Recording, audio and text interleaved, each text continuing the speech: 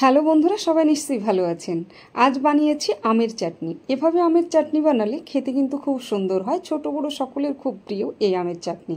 তো এই আমের চাটনি কিভাবে বানিয়েছি সেটা আপনাদের সঙ্গে শেয়ার করব। এক একজন এক এক রকম বানাই, আমি আমার মতো করে আপনাদের সঙ্গে শেয়ার করছি। অবশ্যই চ্যানেলটিকে ফলো করবেন আর লাইক করবেন আর কমেন্টস করে জানাবেন কেমন হয়েছে। এখন আমি আমগুলোকে সুন্দর করে ছাড়িয়ে নিচ্ছি। এগুলো একদম কাঁচা আম, টাটকা, গাছ থেকে পেড়ে নিয়ে এসেছি। আর এখন প্রত্যেকটা আমেরই খোসা ছাড়িয়ে নেব। আর ছাড়িয়ে নেওয়ার পরে দুভাগ করে নিয়েছি আমগুলো, বীজগুলো ফেলে দিয়েছি।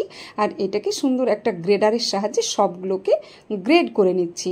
তো আমার মোটামুটি গ্রেড করা হয়ে গেছে। আরও একটা আম আছে, সেটাকেও আমি কিন্তু এখন গ্রেড করে নিচ্ছি। তো গ্রেড করা মোটামুটি আমার হয়ে এসছে। এখন আমি কড়া চাপিয়ে দিয়েছি আর এখানে দিয়ে দিয়েছি জিরে, আর দিয়ে দিলাম শুকনো লঙ্কা, আর একটু মোহরি তার সঙ্গে অ্যাড করা আছে। তো আমি সবগুলোই এখন ভালো করে ভেজে নেব।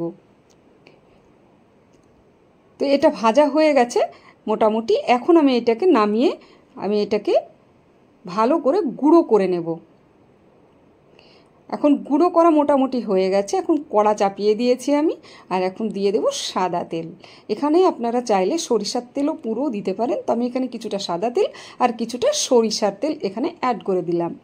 আর এখন দিয়ে দেব 3টে পেঁয়াজ আর 2টো রসুন এখানে ছাড়িয়ে রেখেছিলাম গোটা গোটা, এখন দিয়ে দিলাম। আর 4টে দিয়ে দিলাম শুকনো লঙ্কা দিয়ে এখন ভালো করে আমি এটাকে কষাবো, কারণ একটা গ্রেভি তৈরি করব। এখানে হলুদ গুঁড়ো একটু অ্যাড করে দিলাম, স্বাদ মতো একটু লবণ দিয়ে দিলাম। লবণ অ্যাড করা হয়ে গেছে। একটুখানি আবারও আমি এটাকে কষিয়ে নেব। এটাকে লাল লাল করে ভেজে নিয়েছি। এখন আমি আমের গ্রেড করা আমটা পুরোটাই কিন্তু ঢেলে দেব। তো আমি পুরোটাই দিয়ে দিলাম। এখন ভালো করে উল্টে পাল্টে এগুলোকে কষিয়ে নিতে থাকবো একটুখানি। তো সবগুলোকে আমি ভালো করে কষিয়ে নিচ্ছি। মোটামুটি কষা হয়ে এসছে, আরও ভালো করে আরেকটু কষিয়ে নিতে হবে। এখানে কোনো জল অ্যাড করা যাবে না। এখন চিনি দিয়ে দেব। কষানো মোটামুটি হয়ে এসছে, তো এখানে চিনি আমি দিয়ে দিলাম। যে যেমন মিষ্টি পছন্দ করেন সে তেমন মিষ্টি দিতে পারেন। তো এখানে চিনি অ্যাড করে দিয়েছি। এখন ভালো করে এটাকে কষাতে থাকবো। দেখুন, চিনিটা গলে যাওয়ার পরে আমের যে চাটনিটা তেমন সুন্দর হয়েছে, আর এটা দেখতেও খুব সুন্দর লাগছে। তো এখন ভালো করে কষাতে থাকতে হবে আস্তে আস্তে। এটাকে কষিয়ে কষিয়ে এইটার যে চিনির রসটা আছে এবং আমের যে রসটা আছে সেটা কিন্তু একদম শুকিয়ে ফেলতে হবে। তো হয়ে গেছে। এখন আমি একটু বিট লবণ অ্যাড করে দিলাম। এখন ভালো করে আমি আবারও নেড়ে নেব।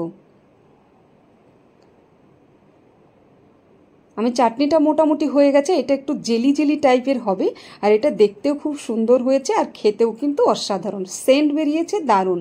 একবার হলেও বাড়িতে এইভাবে ট্রাই করে দেখবেন, এটা কিন্তু খুব সুন্দর হয়। এখন দিয়ে দিলাম যে মশলাটা আমি করে রেখেছিলাম, সেটা কিন্তু এখন অ্যাড করে দিলাম। যেটা পেস্ট করে রেখেছিলাম, মোহরি দিয়ে আর লঙ্কা দিয়ে গুঁড়ো করে রেখেছিলাম, আর একটু জিরে। তো সেইটা এখন পেস্ট করে রাখা গুঁড়োটা আমি অ্যাড করে দিলাম। এটার ফ্লেভারটা খুব সুন্দর হবে এবং এর সেন্ট আর স্বাদটা কিন্তু অসাধারণ হবে। এখন ভালো করে আরও একটু কষিয়ে কষিয়ে এটাকে নামিয়ে নেব। আমার আচারটা কিন্তু প্রায় হয়ে গেছে।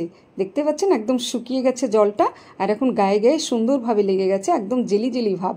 আর এটা কিন্তু অসাধারণ হয়েছে। আর এটা অনেক দিন সংরক্ষণ করা যাবে ঘরে। আর এটা হালকা করে রোদে দিলেও চলবে, না দিলেও চলবে। তো এটা এখন বাটিতে ঢেলে নেব। এটা কিন্তু একদম পায়েসের মতো খানিকটা দেখতে হয়েছে। দেখুন, খুব সুন্দর হয়েছে আচারটি। আর এখন কিন্তু এর ওপরে একটু কাজু দিয়ে দিয়েছি, আর এটা দেখতে কিন্তু অসাধারণ হয়েছে, খেতেও কিন্তু অসাধারণ।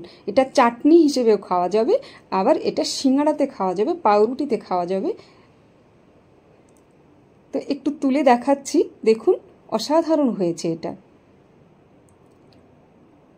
আমের চাটনি এভাবে বানালে খেতে কিন্তু খুব সুন্দরই হয়।